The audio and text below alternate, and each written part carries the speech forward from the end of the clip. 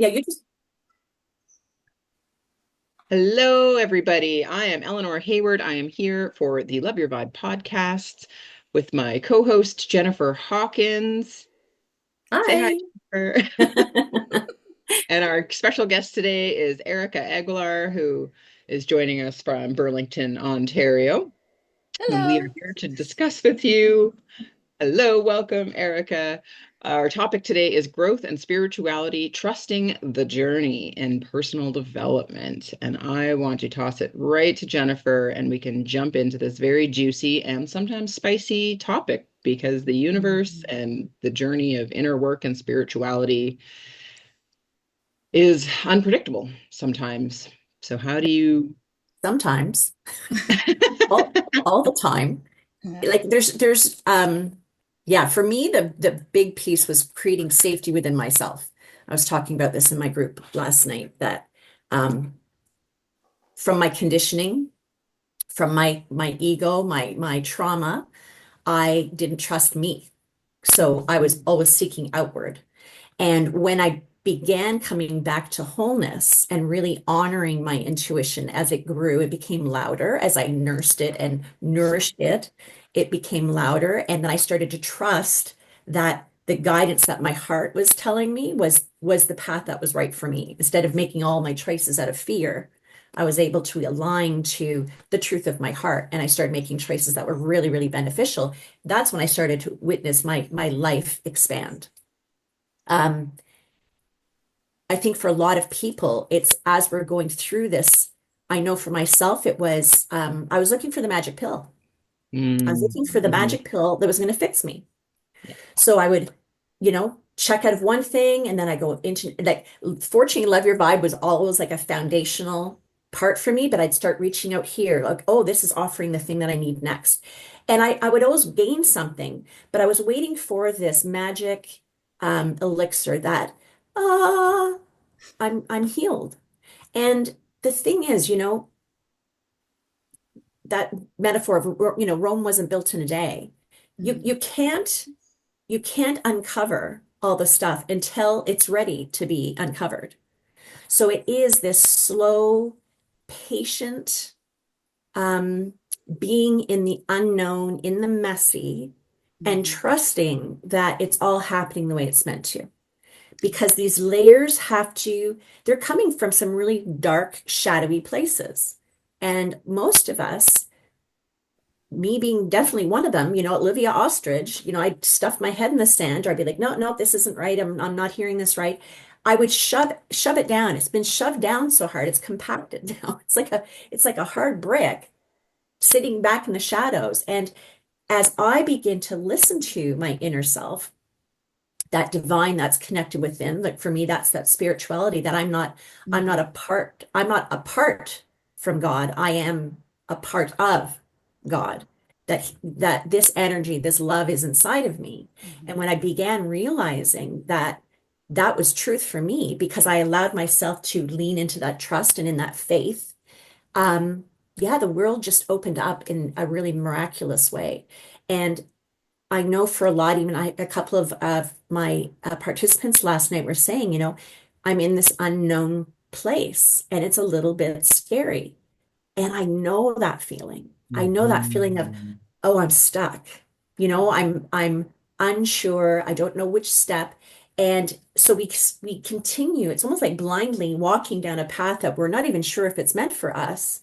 And then things start happening that we're like, well, this isn't right. If I'm falling into trust, why isn't it happening? Why isn't it folding beautifully? Well, it's about Mhm.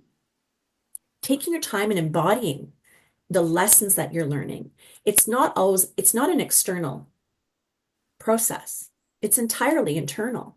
And when you come to this place of being able to be compassionate and patient with these parts of you that have been operating from fear, from anger, and you give them space in your heart to be able to show what their experience has been, right? And we talk about the BS, they've created belief systems and operating systems. And it's when you can start evaluating how you are reacting. We're talking about triggers last night, or the buttons, right? The activations that happen in our body. This is our body's way of saying, hi, there's something here that wants your attention. So we can almost look at those as guide points that maybe this is the next step I'm moving into because this part needs healing for us to continue on in our journey.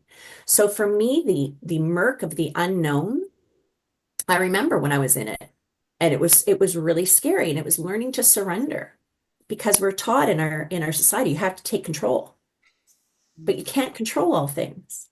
And when you just trust that this is happening for me, I don't know how it's going to turn out, but I trust that it's going to be okay because the universe always wants what's best for us, or it's a lesson. And that takes a lot of courage, but I'm telling you, it made my journey a lot more easeful, a lot more easeful. There's no disappointment anymore. There's no anxiety. There's no depression. I'm not stuck in the past and I'm not looking into the future. I'm in my moment of being here now, checking in with myself. What is the next aligned action for me to take? And when I take it from that energy of trust and faith in myself that I will make the right decision for myself, it's beautiful and miraculous. Mhm. So Eric, I would love to hear what your experience has been through this journey of personal development and those moments where things are just not making a lot of sense because we've all been there. Oh, thank you. Thank you so much for the invitation. First, I will say you're talking about your journey, and the first thing that came to my mind is like, I can feel that. And then I'm like stepping back into is my body, it's having a agreement reaction or just to what you are saying because every word aligns so much with how either I had witnessed somebody else's experience of how I have gone through to get to this moment. And when you talk about trust, for me also had a lot to do because it's first is learning to trust, is being aware when I'm trusting and not, and also trusting the journey where I'm going. And the more and more we talk about personal development, the more and more I have learned about it, I can see that I have done things unaware but intentional in the past. And tapping back into those times where to forgive myself because there is a lot of Mm, forgiveness. So that's when it takes a level of spirituality, it takes a level of really trusting the process to be able to tap into that without any I wouldn't say regret or like wanting to punishment or guilt or shame or anything like that, because knowing that we can see others, because sometimes we say it's something that I don't like in somebody is because something that it reminds me of me in a one point in my life. So yeah. tapping back into that and being aware, this time with awareness, no unaware of situations of actions that I have done, but being aware of how do we go and how do I move forward. Because to me, like I grew up in a very religious household.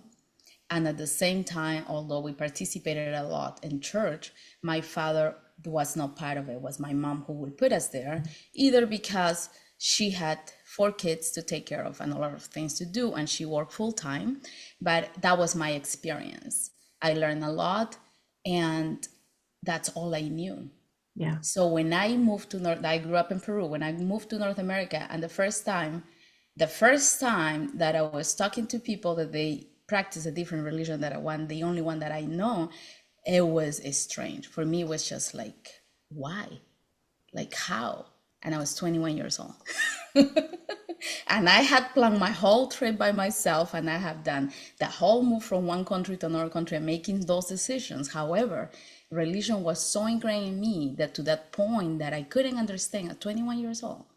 I could make other decisions in life that a lot of 21 they don't make right now. But Yeah. and for that it was so strong that it was just religious, it was not spiritual. So Mm, learning spirituality and trusting, because there is a part where I develop a sense of I was angry against religion, and I was mm, just like I didn't want to know nothing about it. Just the idea of creator and being in tune, and also like we are part of a big creation and all of that, I just wanted to step away from that because I will right away put it in the same box as religion and all the things that we did. And believe me, it was wonderful for me. I never had a bad experience. It was good. What it really got to me is the fact that I was light. I felt like it was all a lie to me because there was other in the world, which at the time we didn't have access to much what it is right now. Information on social media, and obviously information is available, and once we know something, we talk about this before, Camila, once you know something, you know it. Right? Before you didn't know, information is there and out available. Okay, now I know it. So I would say that trusting, definitely the journey, trusting myself first, learning to do it, and learning when I'm not trusting, the journey of trusting what is coming ahead. I don't need to know everything to know that I'm on the right path, because it's a feeling that you have to be in it to really experience. And with the love your vibe, the tools and the to putting names to things and to the feelings, it made a big difference, because it's borderline. It's like you have an idea and then you have the tools that align with that idea, so then you just move forward with it, right? And I have talked to some people, and I will always recommend in a way that if you are in a space where you have learned so much of personal development and it gets to the point that, oh, it's getting too personal.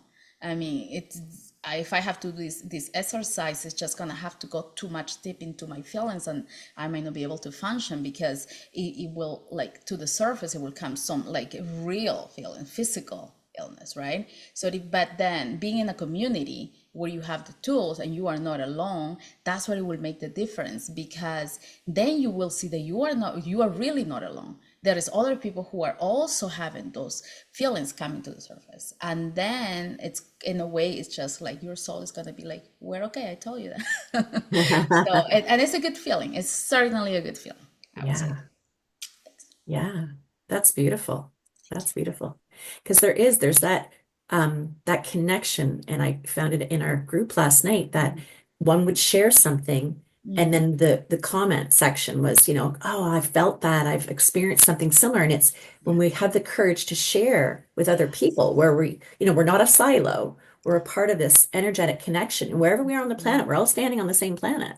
The oneness. And we can, like, support one another in just the witnessing. I mean, we're not here to fix anything, but it's being seen, like being really seen for who we are and your experiences, getting validation that your experience was, it was yours, Confirmation, yes. right?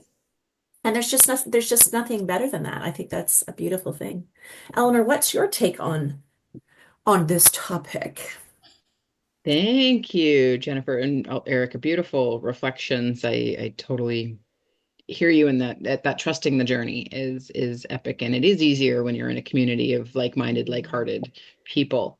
A quote that's coming to mind that is resonating with what you're sharing is that the world is evolving and our society is evolving, and we're coming from a place where when I believe it, then I'll see it. And we're moving towards when I believe it, then I'll see it. Yes. And I I'll can't believe remember it who when I said see it. that, Yeah, yeah, yeah. but it was Yes. very powerful for me to be like, oh, okay, it's like it's instead of judgment, it's now imagination. Because imagination, and as you were saying, Jennifer, the BS, I want to expand on that, because we're, as human beings, our body is trying to protect us and keep us safe. That's the primary directive of our nervous system. And when we have things happen, whether it's abuse or neglect, or we witness something awful, that we all have these stories, that then our nervous system will adapt. And that is a reflection of trauma. And this fear will get stuck in our body until we learn how to release that fear. So the average person is walking around in a fear state, a scarcity state. And never mind that we're taught a lot of that as well. Like capitalism, as an example, is based on the scarcity of resources, although nature is showing us a different perspective, that it's abundant and that it will provide when we work with it rather than against it and try and control it. Yeah. So this belief system, this BS, largely the conditioning, the programming, the just the perspective that we develop that the world is a hard place and we have to be hard in order to meet it, right? Mm. There's this tough love um, attitude. So, and then, as I started my journey as a massage therapist, so in the healing field, that was like on the edge of, the traditional medical practice is moving into spirituality and recognizing, I love the Wayne Dyer quote that we are not human beings on a spiritual journey. We are, in fact, spiritual beings on a human journey. Mhm. And that made so much more sense to me because I did come, like from Erica was saying, like religion. I feel like that's just humans looking for meaning Mhm.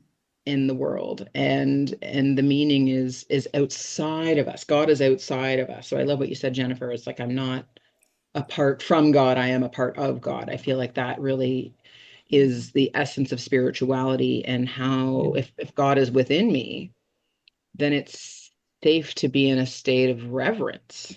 That's what I'm shifting towards more and more. And the surrendering to growth, even when it's uncomfortable, I feel like I was in a real fear state through much of my life. And in the pandemic, it kind of came to a head, and Mm. we developed the 6-month group mentorship program with the Love Your Vibe transformation based on the teachings and tools that Elvira V. Hopper that saved her life in the VIP Mindset Reset online course. And that was just such a beautiful opportunity. And I'd been studying in university for a few years, moving towards mental and emotional wellness from the physical body. And anxiety was near and dear to me. That was just the way it was. I wasn't Yeah. diagnosed. I didn't have panic disorder or anything like that. Like some of our participants have shared that racked their body. Um, Yeah. but one of our teachings is the attitude of gratitude. And I had practiced it over the years, and it went from like, I know I'm grateful. Like I had to realize that if you have running water, electricity, a roof over your head, and I'll throw, internet on top of that, then you live in the 10th percentile of wealth of people in the world. And that just blew my mind that these are things that I take for granted. So I started practicing gratitude day to day, to have food in my fridge, to have choice of the food that I eat every day. Yeah. And that just started opening my heart space. But then the pandemic happened and my heart kind of shut down. And then, as a facilitator, a miracle mindset mentor with our program here, I came across the attitude of gratitude again. I was like, oh, I haven't been actively practicing gratitude. And the next morning I was focusing on gratitude and I could feel it in a heartbeat shift, that the anxiety stopped and the gratitude took over. And it just came with this sense of surrender to the process that I don't know everything. And that life really is a miracle. And it's Yeah. easy to look at a baby and see that the baby is a miracle, but to Mm. recognize that each and every one of us remains a miracle, and to have, kind of put on some rose-colored glasses and and be able to see the divinity in everybody is really the point of spirituality. So Yeah. anything from that, Jennifer, resonate for Well, yeah, you? because we were talking about flipping the script last night and meeting yourself where you are. What Like do you mean by really, that? at what point can you look at these stories, right? So we get stuck in the cycle of a victim mindset. And I'm Yes. not speaking to being victimized. Hmm. Last week we spoke to that. Um, but it's how does that cycle perpetuate in my life? Things are always happening to me, right? Hmm. So I flip the script. Well, how is this happening for me? Hmm. I've healed enough layers that I might be triggered by the thing, but now I'm aware of it and I can spend time with it and I can journal about it. But really, that the compassionate component is meeting yourself where you are, interrupting the shitty story you tell yourself, Hmm. and just Yeah. say, okay, is this something I need to have a conversation with this person about? Because 9 times out of 10, if you come up and said, well, this is what I understood, oh my gosh, that's the last thing I'd want you to let me clear it up, right? When we start rewiring and flipping the stories, because that inner critic, oh man, it wants to keep you small and in the box. Hmm. That's where it's safe, even if it's the most uncomfortable thing. That's where you're safe, is not going bigger than. So I love how you were saying when you were focusing on gratitude and you felt this love expansion from your heart, Mm. that is you're in alignment. Mhm. The Mhm. contraction is that depression, is that anxiety, and that stunts growth. If you're living in the future, in the past, what's happening to you in this moment? Mhm. And how do we bring that attention back to, you know, taking a look around? The stories from the past are the past. They belong back there. I can honor them. I can pull the pearls of truth, the lessons learned. I can pull those and carry those forward in my heart.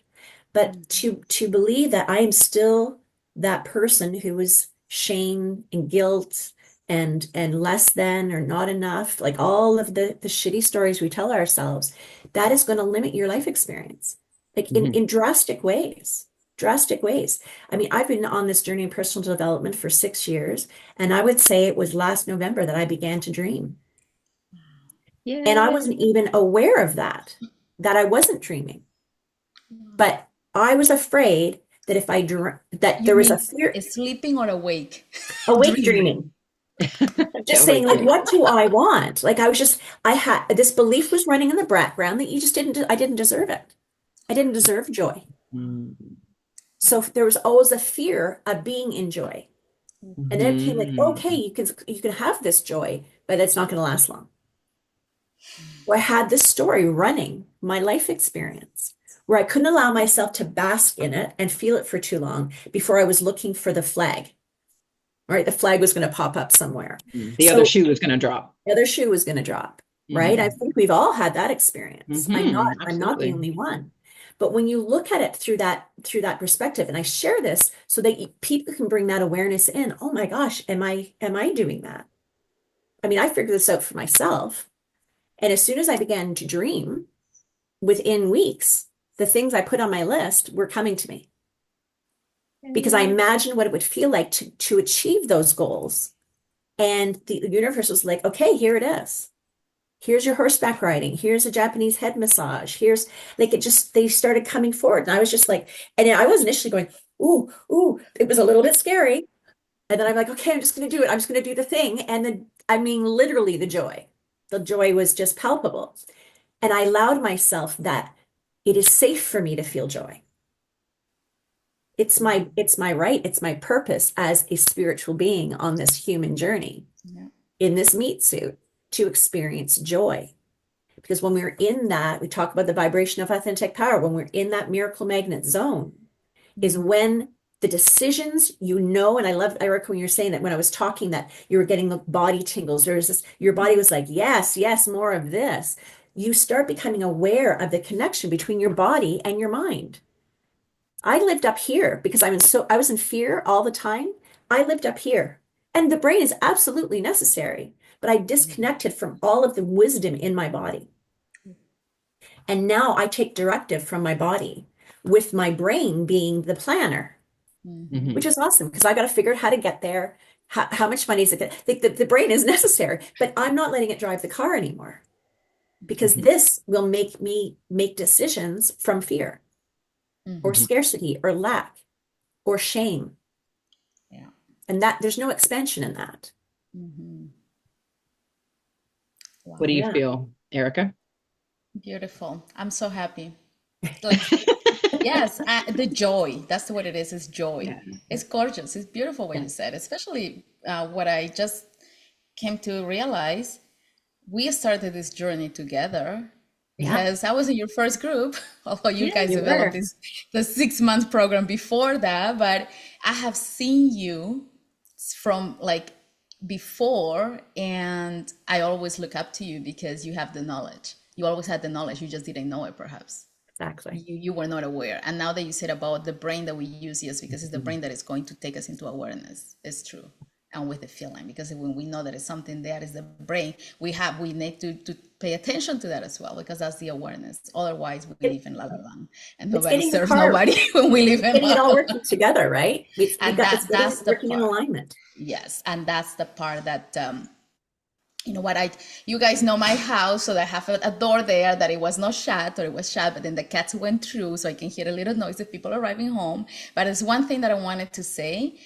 Please. that there is something that I don't know when I do have the belief and the feeling of victim, when I do have the, when I feel the belief or have the belief of a privilege, when I have the belief or I'm like feeling some sort of entitlement.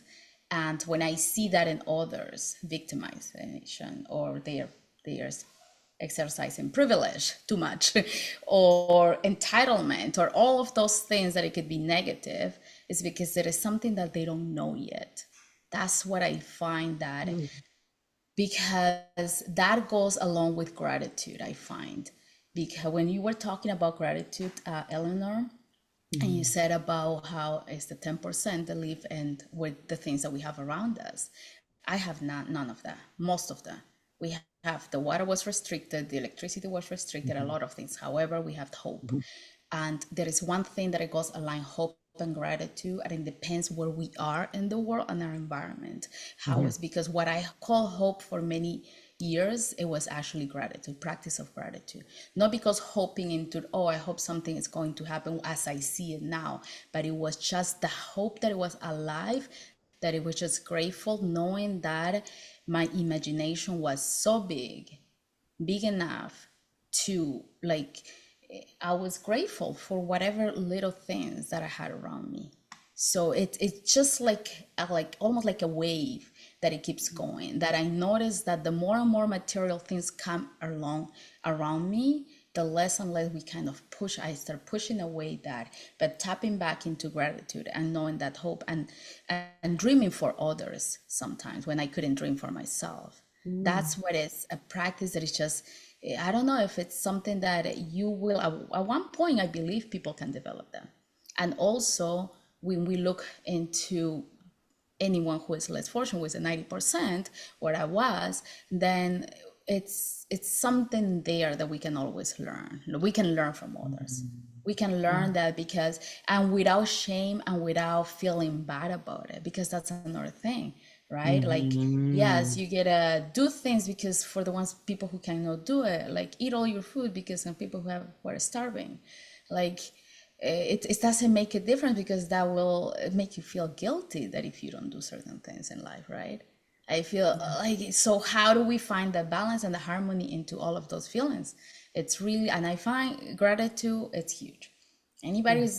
Anybody who asks, where do I start? Gratitude. And get to know, trusting that you will get to the point where you really feel it. You just not write it down. You just not think, oh, I'm grateful for because I have electricity. Yes, but I know, Eleanor, because I know your gratitude is more deep and really like a feeling that it comes out. But like you explain it, right? Being aware of where we are first. Mhm. Yes, there's Awareness. so many Yeah. things that I mean, I have clothes on. I'm grateful for that. I did my hair and I was born wavy hair. I'm very grateful that I can give myself a straight hair thanks to my thanks to somebody who will want to do it for me. So those things that are material but also mean a lot to me in a way because of the journey, then I don't want to feel guilt about it. Yeah. And because it doesn't serve nobody. Because if Yeah. I feel guilty for spending certain amount of money, I'm not serving anybody else, because it's an energy that it doesn't go into the right place. It So doesn't we gotta multiply. also be mindful of the energy that we put out. Yeah.